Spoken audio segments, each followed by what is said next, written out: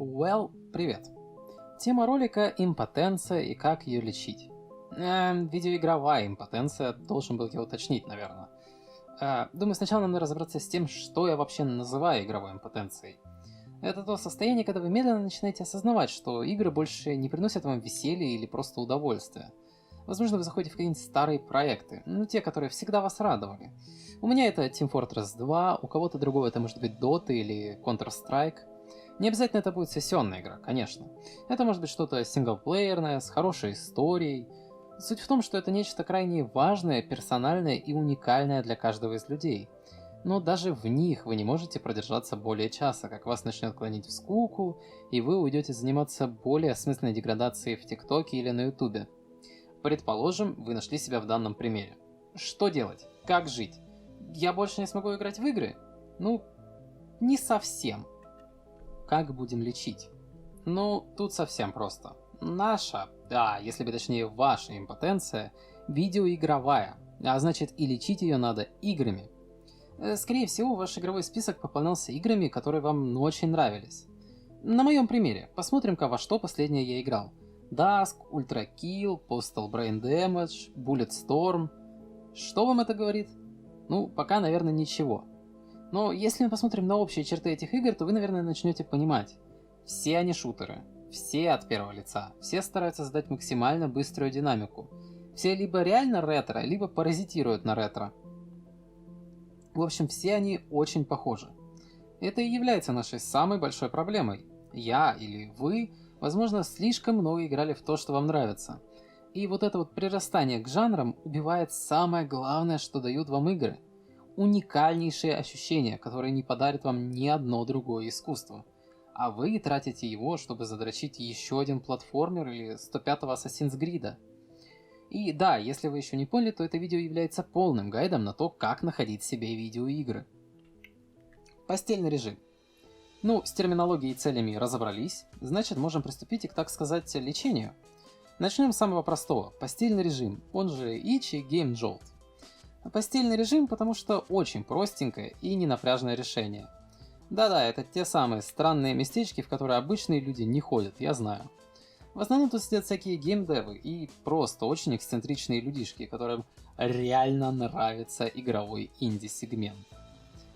Лежат игры тут обычно двух типов. Это стопроцентный трэш типа Бэби Джон на пляже, кто хочет стать миллионером на PowerPoint и что это нахрен такое вообще? Но еще тут иногда находятся действительно хорошие проекты, такие, на которые люди правда тратят время, и даже больше 20 минут. Ходит слушок, что некоторые достаточно популярные игры в какой-то момент могут попасть в видеоигровой рай для инди-игр. Но даже если вы выбрали именно трэш, вы скорее всего будете довольны. Нынешняя игровая индустрия дает нам слишком заполишенные и вылизанные проекты. Наконец-то вы посмотрите на баги, гличи и просто на плохие игры. Но если решили брать трэш, то зовите друзей в Discord и врубайте демонстрацию экрана, так как в одиночку есть вероятность помутнить рассудок с летальным исходом. Таблетки. Ладно, предположим, вы не очень хотите играть в заведомо адский трэш, по какой-то непонятной мне причине. Тогда давайте вернемся в пределы Steam и ему подобных. Лаборатория Steam – место, где Valve тестирует различные необычные и уникальные нововведения, как, например, краткий предпросмотр трейлеров игр или же рекомендация от сообщества. Больше всего меня заинтересовал куратор, который использует машинное обучение для подбора игр. Если вы, как и я, ни хрена не поняли, то объясняю понятнее.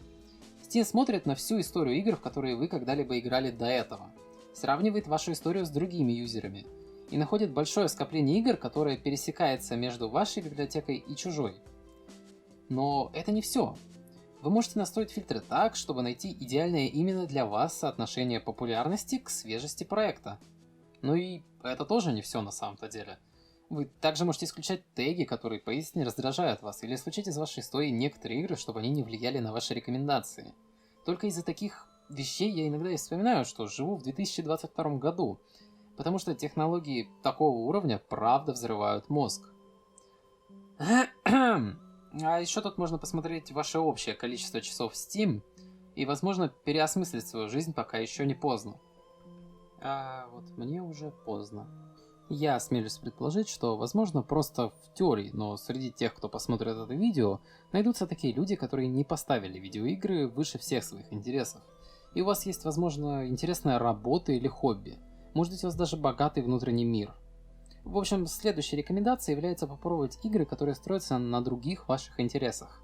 Ведь игры делаются очень разными людьми, и если вам не очень интересна тема «зеленый мужик в аду уходит и убивает», то, возможно, вы заинтересованы ниндзя и прочей японщиной времен Сёгунов и Наруто. Я, например, просто обожаю все связанное с призраками, демонами и экзорцизмом.